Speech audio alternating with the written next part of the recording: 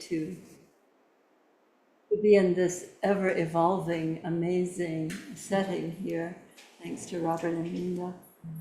The work that Robin and I have been doing together that has to do with human design and the process of awakening is a way to focus our attention. The topic for this next class on Monday is the root center. In human design, many of you know something about it. I know enough about it to be dangerous, but the root center is a pressure center. And in my meditation, considering our time together today, I was realizing that out of pressure centers in our design, which may be the root center, and there are other pressure centers, but what happens is that we feel the pressure, and then the mind immediately takes over that pressure, adds narrative to it, and now we're caught in suffering. When we can experience pressure, whether it's, and the root center represents the primordial aliveness, what would we call it? The energy of expression, the energy of aliveness, the energy of the physical body-mind unit engaging in the physicality, the 3D reality. And so what we do with that when we feel pressure is that we immediately go to our minds, big mistake, and then we start to believe something, that it means something about us. Right? And that's the nature of the wound, is the conclusion out of anything that shows up in our experience, whether we're triggered or not, we filter it through the mind, and the mind is the bad neighborhood. So what happens in the mind is that the narrative of our wounded conclusion about ourselves attaches to everything, whether we're experiencing it as a pressure or as a stress, but anything that's off or anything that doesn't feel good, we attach to the narrative of our wounded conclusion. I'm not good enough, I don't matter. And so now that's running the show, that's our experience. And now for the really bad news, the frequency of that is influencing the way your reality shows up. Somebody had a great sense of humor in this creation, didn't they? It's like not only do you not have the ability or the safety of suffering with your own self denigration, you now know that that frequency creates your external reality. It's like, really? Like more of that? Yeah. So the point of this small introduction is to point to the way in which we create our experience is out of our woundedness, the narrative, the language that goes with the wound. The wound might be, mommy didn't pick you up from kindergarten on time, or that when you tried out for the soccer team, you didn't make it, and all of your friends did. Whatever, that out of that woundedness, we have a narrative that gets created that's running like the crawl at the bottom of the CNN screen through our consciousness, right? And so if the wound is, the conclusion out of the woundedness is, I'm not good enough or I don't matter, then that's like subtext, just running right along there. When we are caught in that frequency is one of self-rejection. And just to reiterate, what that frequency does is it's the information that we express that is our part in how our reality shows up. So when we start to have that inner voice, and I think we all are aware of that inner critic, you didn't do it right. You fucked up again. You're really not good enough. I don't think this is going to work out. And that inner voice is the narrative that comes off of our wounded conclusion. And so when we do the 6 steps, when we bring into conscious awareness out of being triggered, that's what gives us access to what we installed about ourselves that now creates the narrative, and it's what I'm calling it. It's like the inner voice, you know. We're so accustomed to it that it sort of runs the show without our permission, right? It's like it took off on its own and now it's running the show with its ongoing, you're not good enough, you didn't do it right, you screwed up again, and that is the way in which we experience reality. It's based on that inner voice and the distortion lens that's created by the wounded conclusion. They're like partners in crime. To our dismay and our longing to be free, our longing to be happy, to be present, to be connected. So that narrative, the inner voice, we would call it, that's ongoing. You're not good enough, you don't matter, you didn't do it right. And then the external that we see through the distortion field of that having gotten installed, because that inner voice is representative of that early wound conclusion. That's where it came from. That inner voice that we all have until we dismiss it permanently, which is our goal in this Sangha, to dismiss it permanently, to put it out of work, just through attrition. As we stop paying attention to it, our frequency changes and then it can't prevail. It actually will start to be less and less impacting. Less and less do we give it the credentials, do we give it the power to create our experience. So we are waking up to what our distortion field is. That's the early wounding.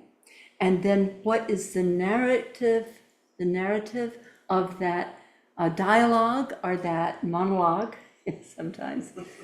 That is our inner critic that's just running the show. It's like you've got your AirPods in and it's just saying, you screwed it up again, you just don't ever do anything right.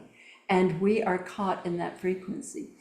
So what I want to do today is to work with anybody with the 6 steps on anything that's showing up for them, or to field any conversation about the way in which we create an experience that an aspect of is suffering, the way in which we are suffering, the way in which we are not experiencing what we deeply intuit would be happy and free and peaceful, everything that we aspire to, that we already are.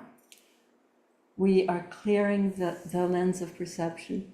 And then with that clarity, that voice that was created by the early conclusion falls away, and our reality shows up shining, happy, and we know ourselves as connected to that. So when the mind feels pressure, it's believing the negative self-conclusion. Whenever we feel any stress, in reality, out here, there isn't any stress. It's only in our mind. Out here, we can only do one thing at a time. In our mind, it's like, I heard from a few people this past week, well, it's just all piling up. I don't know what I'm going to do. It's just too much. Well, where's the too much?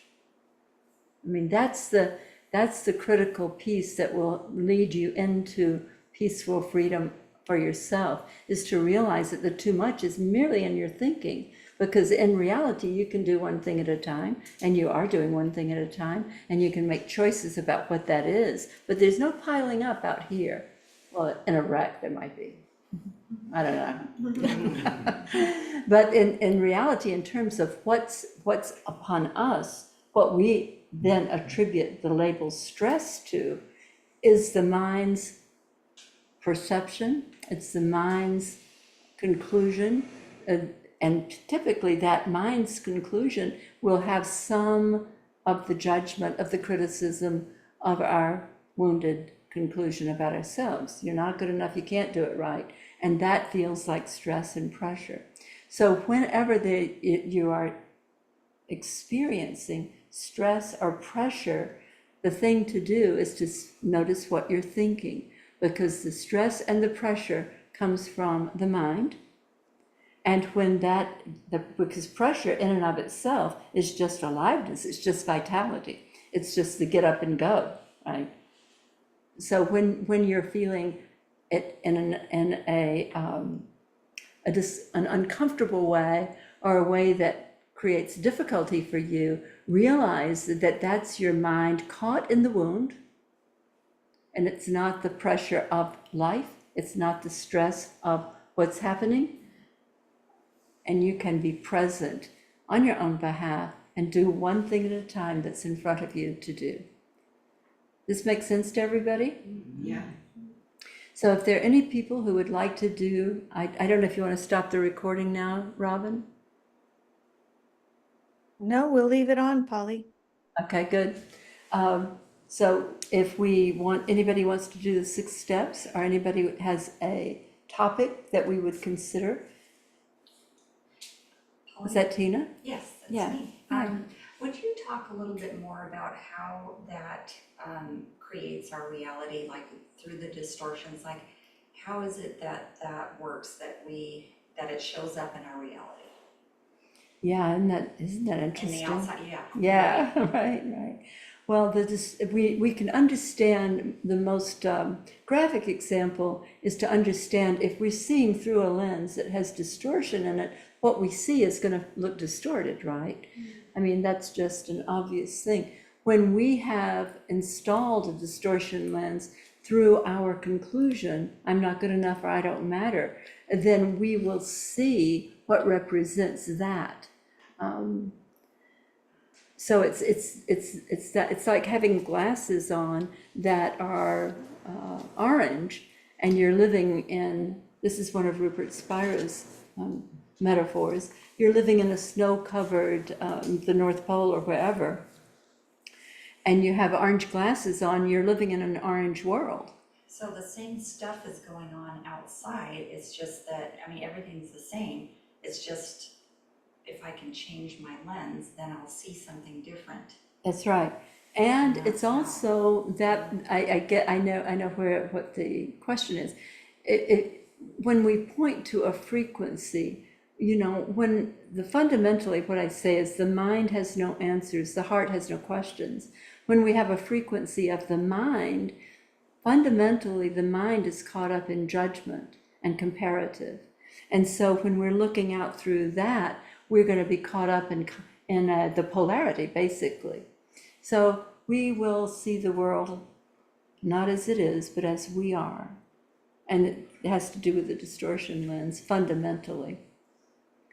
The frequency of our true nature, of awake awareness, is the frequency of well-being. And from that place, your world will match it. It's your world, right? Does that make sense? Yes, thank you. Yeah. So Colleen and Katie have their hands up. So Colleen, if you want to. Hi, Polly. Hi, sweetheart.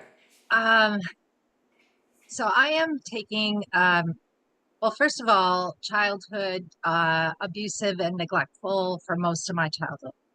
I'm taking a trip tomorrow to Kauai. First time that I've taken a trip for me in many, many years. And I'm going with a good friend that I love and I feel very comfortable with her. And we're staying with a woman that we both know. And I had this idea that we were going to stay in her ohana and we'd be kind of free to explore, do what we wanted to do.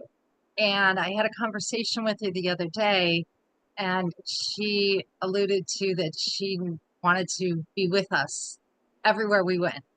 And she tends to be a kind of manipulative, pushy person in a very sweet way, but it's there. And so what I'm feeling is that I am afraid that I'm going to be controlled, like my spirit is going to be squashed. Mhm. And this trip is very much like I felt my soul calling me to go. And I'm here on Maui, so it's not a big trip, you know. And anyways, so I have this, I don't want to go there with my mind field Yeah. creating this, or basically, I feel like I'm in this resistance to her. Like Right, I'm exactly. pushing her away, Yeah, and I have to do that in order to protect myself. And right. I don't want to go there with that energy. I want to go there with my heart open Yeah, and yeah, see what happens from there with that field. right. So Yes, any suggestions? yes, dear. So what in our mind we are caught in our own woundedness, and then we project it out, and now it's going to look like this woman, and it'll always be logical that she's pushy and really she puts sugar over shit, right? She's very sweet, but then she's intrusive, right? So what it means to start to be on our own side can sometimes be a really high bar. It can feel really scary because we've had adaptive behaviors of how we've gotten along, how we've gone along to get along, and all of that. But, you know, sometimes we can be in our authenticity, in our willingness to say what's true for us, we create opportunities for reality that aren't there when we are doing, trying to make things okay for others. Uh, Off the top of my head, I would suggest that when you get there, that you and your friends sit down and talk with her about what your plans, what your goals are, what you're wanting to be there for, and great appreciation for her making it possible that you are there, which is true. And so this is where it's really scary to start to say what's true for you, but it's really important because that's the frequency that then shows up in a world that's on your own side, that's on your behalf. It's so that's what I mean, it's always startling when we start to tell the truth, not against somebody else or not to try to manipulate them, but from our own heart on our own behalf. It's a very high frequency. I always say that the highest frequency for the vehicle, for the body mind unit, is authenticity. It's something that we gave up very early in this incarnation, of when we thought we needed to be happy and smiley or pissed off and cranky or whatever we concluded we needed to be to get along in our family of origin, right? Yes. So you know, it's like from the Old Testament, we say, gird your loins up like a man and say what's true for you. It's like, it takes some gumption, but it can, when it's coming from an open heart, she will receive it, maybe not initially, but you start off with this conversation. You don't let things turn to shit before you try to clear it up, right? Does that make sense to you? The last thing I didn't understand, you don't try to, You know, instead of trying to clear it up after things have gotten crappy, yes, right? After yes, she has intruded or after she's included yes. herself, then you're caught already, right? Because you've been already coming out of probably an adaptive behavior of your own. Uh, but so it's like come there with, you know, with your heart open and saying what you're wanting from the trip and how much you, which is true, how much you appreciate that she's making it possible. I mean, you have some real opportunity for authenticity here, I think. Yeah. Um, that's definitely how I'm feeling too. Like Good. it's kind of just around the corner, you know, that space Yep. of authenticity. Yes. And and as you were talking, I could feel that the most important thing for me is just to unhook from Yeah. feeling that I have to take care of her. Right, That was my adaptation as a child, that I took yes, care of everybody. So I just need to like allow that book to be released. Yeah. that's right. That's right. And because that will create a new world. That's a different frequency. Authenticity is a very high frequency. And as you start to express it, then you'll find that that makes the space available for other people to do the same thing. You can't do it so that they start to do it, but when you do it for yourself, that's a shift that can show up often. Yeah. Okay. Have Thank a you. wonderful trip, Colleen. Thank you. Yeah. So Katie has her hand up. Uh-huh.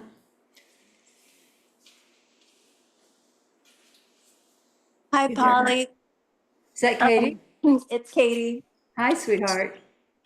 So after I spoke on Monday and then I had to go to give a lesson, I had this memory of something that came to pass, I think, when I was in the hospital as a baby. And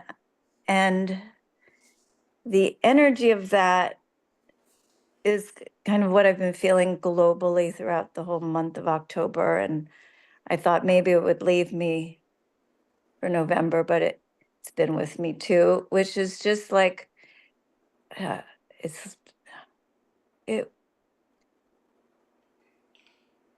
it's just a huge amount of anger.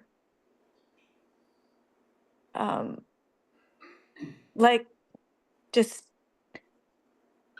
pure anger. And I remembered feeling it when I was getting a cranial sacral session. A memory came to me of just being left by my mom in the hospital and being so upset that she was leaving me. And I mean, I guess I come to gather that I was so pissed, I mean, raged, that I came to be here with her and she was leaving me. Yeah. And so I think at that point, I just shut off the feeling of love for myself. Yes. And I'm still keep coming up against it. And I got a global, visual of all the instances, but that keeps being shown to me. And the trap is, well, fuck, I can't do anything about it. What am I supposed to do? I'm seeing it, but I'm still on the outside of it. And that's where, like, what to do. Yeah. Well, that being on the outside of it is not a bad thing because you're actually seeing it as the creation that it was. I suspect from what you said. Yeah. Yeah, it's the anger is a secondary emotion typically, and not always, but with that early experience of that, what you are suffering with is that infant had a broken heart. It was Yeah. the broken heart of abandonment. But if you can see this all as the creation that it is, it's like, one of the analogies I use, it's like that was the playbook that you picked up upon an incarnation, right? And for you, it had an early kickoff because it happened in the hospital with that experience of being abandoned. This is a story, this is a play, and it's out of this that you concluded something about yourself, which was unavoidable, but never true. It was unavoidable, and that's what got installed, and that's what is the source of that narrative that goes on as self-criticism, self-judgment, and then when projected outward, judgment of others, right? So you're actually in a very good position, Katie, to see that this was a creation. Does that make sense to you? Yes and no. Like, theoretically, yes. No, because it was, I mean, I came into a body, and before I came into the body, I had an expectation of being one and loving or being connected. I had an experience of connection. Mhm. And then the the reason for coming seemed disillusionment. Why is she leaving? She's leaving me here? Are you kidding me? Mhm. This is why I came, Right. was to love. And the person I'm coming to love is leaving. Right. Yeah. So then that's it. It was an internal experience. I guess I was thinking at that moment because I must have been putting language to the feeling or something. But so if I'm seeing that playing out and feeling it,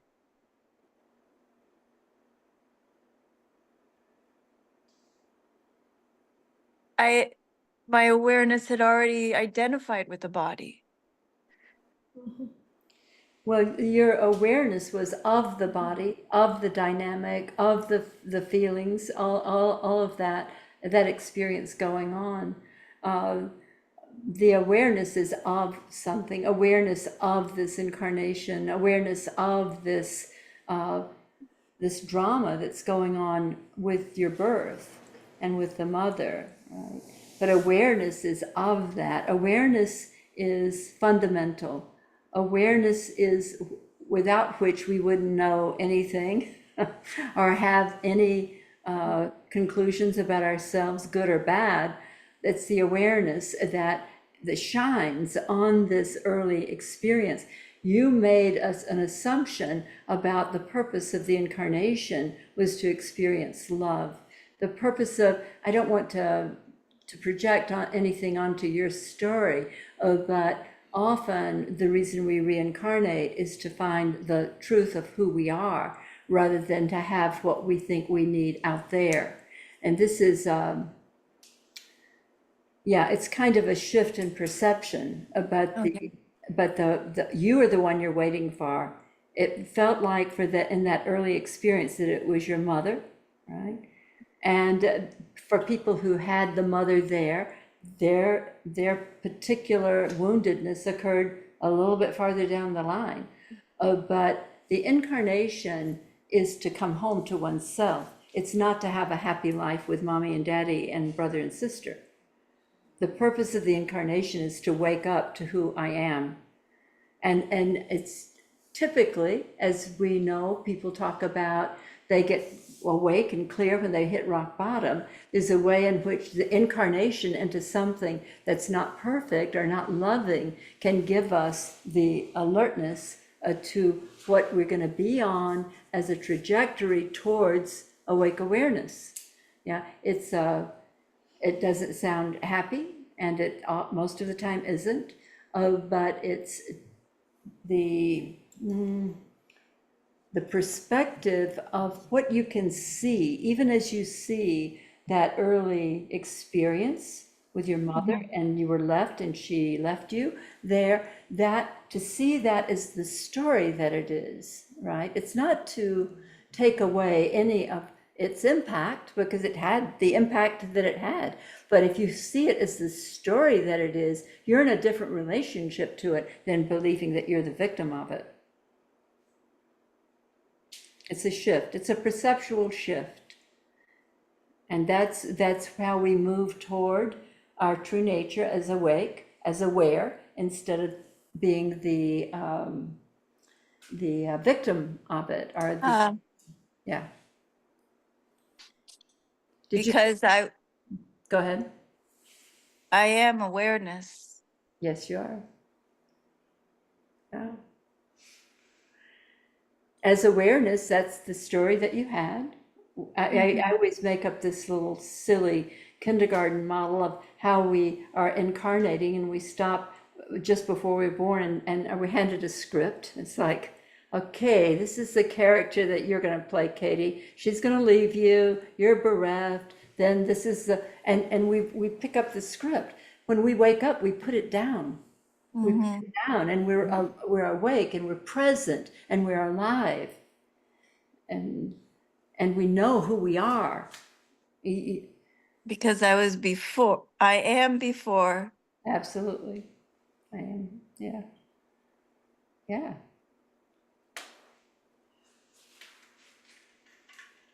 Thank you. Thank you. Yes, sweetheart, for sure. Check to see if there's anybody with their hand. I have one, if Okay. there's nobody online. Go ahead and then they'll be next. Is that Terry? Yes, Yeah, it's Terry. I had an interesting art experience in 6th grade. A teacher didn't recognize my talent, and then another interesting art experience in 9th grade, same thing, and then another interesting art experience in community college with the same art teacher that was from 6th grade. I'm like, oh my God, I'm following you around. So, all these years I've wanted to do watercolor, and I just took a class yesterday All right. with a wonderful teacher. She's amazing, love her to pieces. But I had such a reaction trying to put paint on paper and judging myself. I was so performance-based, and I'd never felt that really in anything in my life like I had with this art. And I think it has a lot to do with the experiences of the teachers and the Right. message I soaked up from them. Yep, It just really kind of tripped me out. Yep. That it was that intense. yeah, so it's interesting when we have something that you think you handled it, and it happened again, you handled it, right? Happened again, you handled it, and now you're back with it for the transformative possibility. Yeah. I interrupted you, what were you saying? No, I'm just gonna start saying, I know it's about me. Launch. I'm launching into the process. Good. 6 steps. Launch. So, Yeah. yeah, I know it's all about me, Right. and the feelings that came up were like inadequacy and insecurity about my own abilities, Right. which was really, pardon my French, fucked up, because usually I'm pretty confident in what I do. So like I said, this whole thing took me off guard. And I can think back to around kindergarten age where I was in a performance and I I was assigned a poem and memorized it, I knew it, and when I stood up in front of the audience, I couldn't say it. I was just tongue-tied and I felt so embarrassed. Like, why can't I, perform? Right. So, so I came to the conclusion that I'm not good enough, which is nonsense, because it's art, for God's sake. Everybody has their own expression. So I forgive myself for ever thinking I was not good enough in the area of art, and I know who I really am. I'm awake awareness. Right. Right, and from that perspective, you can see that version of you, that little child, and all that was going on there, and it's like a revisioning, it's like a reclaiming of that whole thing, and that child, you as awake awareness, is the one that child is waiting for. Yeah, it's like you pick that little Terry up. And the one that was in front of the kindergarten class with not a single memory of the poem she was supposed to, and you said, we got this, sweetheart. Yeah. Yeah, we are the one as awareness of that the child is waiting for. And that child becomes the child that enters the kingdom of heaven, right? That is the one that then is an expression of the awareness that is our true nature. Because it's childlike, it's innocent, it's love, it's connection, it's all of that. Yeah, it felt like they stomped on my innocence. Exactly, that's right. And so I get 3 more chances because it's a 4-week class. So I'm gonna go in with a higher intention and just playful fun, and whatever Exactly. I create. That's right, There you go. exactly. All for the fun of it. Exactly. Yeah. Thank you. Thank you, sweetheart. Yeah.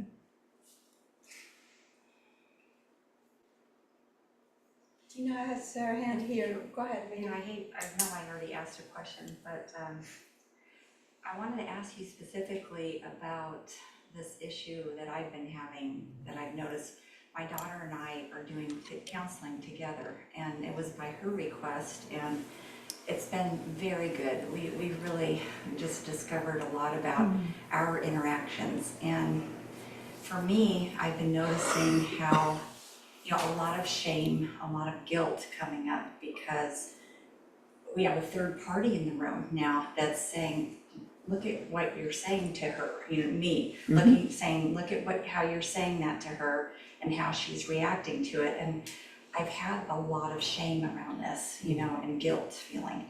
And lately, like today we talked and we were sharing this interaction, and what I learned as a child with my mother was that she would say a lot of mean things, or, you know, and it would be so painful to me that I would shut down, like I could not hear her. I had a dad who would tell me, you know, if she's acting like that, just to let it go in one ear and out the other, is what he would say. Right. So literally I created this, like, it's almost like I'm not even in the room and I can't hear what they're saying, because when my daughter says something that hurts inside and it hits my stuff, is what I say, then I can't hear what she's saying.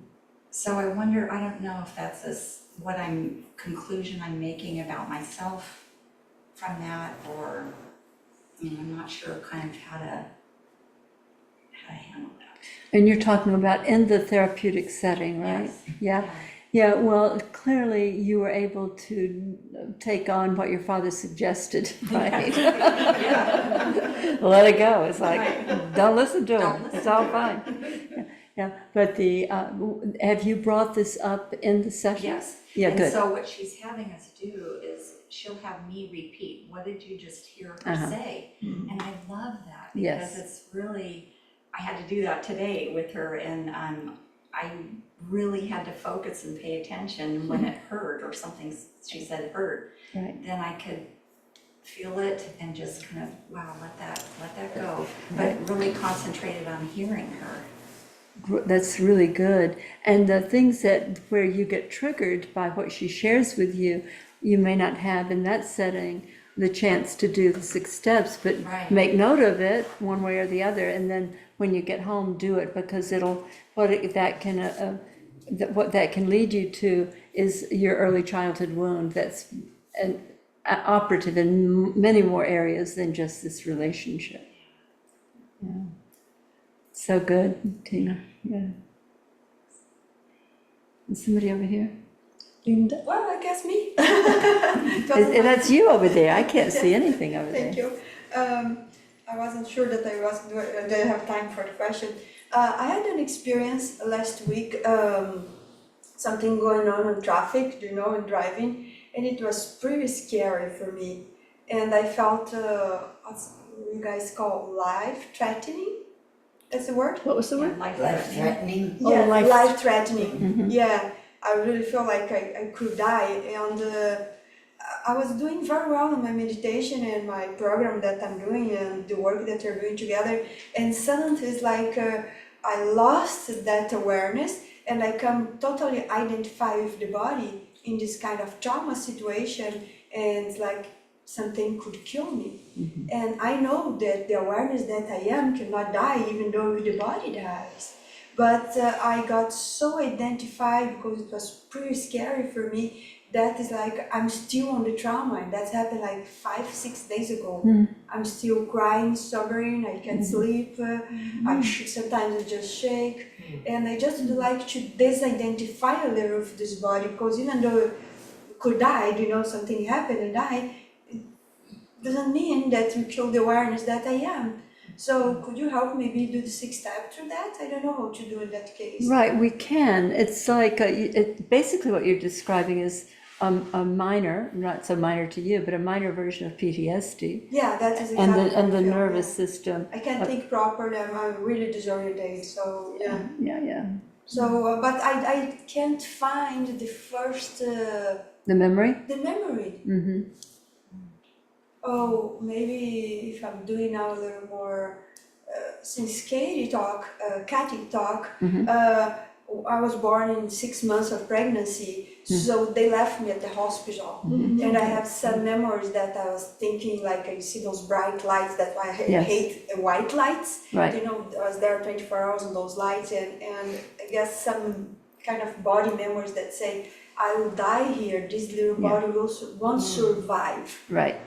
And being in that car and being that stress, I felt like this little body won't survive that That's day. right. And I Exactly. went to the same feeling. Yes. So it's feeling of, what's the feelings? Desperation, panic, attack. Fear. Fear, yeah. Right. Deep, profound fear that's Right. embodied. The physical fear that Yeah. is, it's the adrenaline response, right? The entire body, it gets shot with adrenaline, and that probably did happen in that early experience when you're in the incubator or whatever. Yes, and so it's that fear and When that fear occurred, this is free association, when that fear occurred when you were just born, you had a conclusion. It was not going to be verbal then, but it was an energetic conclusion about yourself. What did you conclude? I conclude that I don't deserve to live. Yeah, I don't deserve to live. So better that I die. Because also they did a cesarean on my mother, so for save her life, like so it's like I don't deserve to be here, and I better die. And that's the same feeling that I had, and that's the same Right. feeling that energetically my body's still dealing Yes. with. That's right. Yeah. Yeah. So that's the unavoidable conclusion that newborn had been in the incubator, That's right. but it was unavoidable, but never true. Never sure. I deserve live and it's safe. Yeah, that's another thing. That's here is not a safe place. It's safe for me to be alive and Safe well. for me to be alive. So it Yeah, is. I felt a lot unsafe. Yeah. And I know I forgive myself for the belief that I don't deserve to live or that's not safe to be incarnated this planet. I know who I am. I'm the awareness where reality unfolds in front of me. And I am And the so it awareness. is. Yeah. I am the awareness. So just through your breathing, relax through your body. Just allow the breath to clear out the adrenalized response and the reassurance. You might even hold that little infant in your arms, that little Linda, and tell her, we got this. It's good. Yeah. Okay. I am here now. I am here now. You're right. Yeah, I protect you. So Yes. good. I am here. You're not alone. That's right. Exactly. Thank you. Thank you, sweetheart. Where are we? We have about 7 minutes. All right. Who's up? Steph has her hand raised. Steph. Steph has her hand raised, so you can, there's Steph. Hi, Polly. Hi, sweetheart. Hi. Hi. I'm piggybacking on that one. That one woke up one in me that happened last week. And I just sat here trying to not raising my hand, trying to do it on my own. And I can't quite get the turnaround. No, it's good to use this time to work the steps together. Yeah. So I realized that I've had this, what I have seen and what others near me have seen as an unreasonable fear about being anesthetized. And I just recently had an injury on my foot that could very well require surgery. And I have avoided surgery. I'm 54. I've avoided surgery so far. And I got to a memory of being in the birth canal, being so full of joy and excitement and doing my part, coming through the birth canal, when suddenly my mom was given some serious drugs. And all I knew was Right. like just absolutely losing my own agency. Right. And then I was a forceps baby from there. But so I had to be pulled out. Okay. So that's the memory. But where I go is I am powerless. Right. And to outside forces, bigger, and typically where I have gained resource in my life is by seeing the infinite nature of who I am, the connection to God, the connection to all that is. And I put problems in my hand visually to try to see that I am bigger than these things. Right, good. I can't do that with this. I can't, I feel powerless to outside forces. And this last week has really, really brought that up. Right, right. Yeah, well, the possibility, Steph, because you've used this method of, if I can see it, I'm not it. You say you put it in your hand. Yeah. When you described to me this birthing experience, that was your birth that you have, you are looking at it as if it's a movie. Yeah? I mean, it may not, it's an experience, so it's not something necessarily you could hold in your hand, but even as the perspective of the witness to it that you're describing gives you exactly the same place to be with it as observer that you use to discreate whatever it is that you're holding in your hand, right? And I mean, you are, as awareness, you are not that birthing infant, right? Correct. But as awareness under anesthesia, I don't have awareness. Well, that's not true. Okay. The body doesn't have awareness, but awake awareness is not subject to anesthesia. Okay. Okay. Okay, so Ooh, can you make that little shift? Yeah, it's gonna definitely shift things. Yeah. Yeah, I mean, you're present as awareness in that delivery room, but you're identifying with the body when it let go of awareness. When awareness was taken away from it, that's not who you are. That is what was going on, and that's what you have. But and this is a really important distinction. Awareness is not dependent on this body. This body is dependent on awareness, not really, but kind of like that. Well, yeah, it is. Yep, that's It right. is. Yep. Yeah. Who am I? And you know who you are. You're the awareness of all that. The awareness of the mother, the awareness of the birth canal, the awareness of losing awareness, right? It's like the most frightening thing in the world to me, the awareness of losing awareness. Right. But you never can, you never will. You haven't. Wow. And you won't when you get the surgery on your foot either. Well, I don't know that we're not even putting that out there because I don't think We're not playing that game, no. No, but okay. Yeah. Okay. Ooh. Woo-hoo. That's edgy. Thank you, Polly. Thank you, sweetheart. What about the sixth step on that one? Right there, although I was just I thinking, think we did it. okay, good. I feel like we did it. Yeah. Yeah, Okay, that's right. good. Yeah, Thanks. thank you. Okay, we have 2 minutes. Is there a 2-minute person here?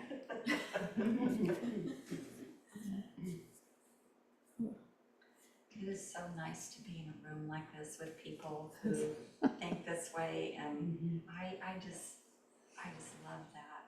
Thank you all. That's so great, Tina, yeah. It's really neat. To acknowledge our gathering like this, that's what Sangha is about. You know, that we are all of one mind and one heart, mostly one heart.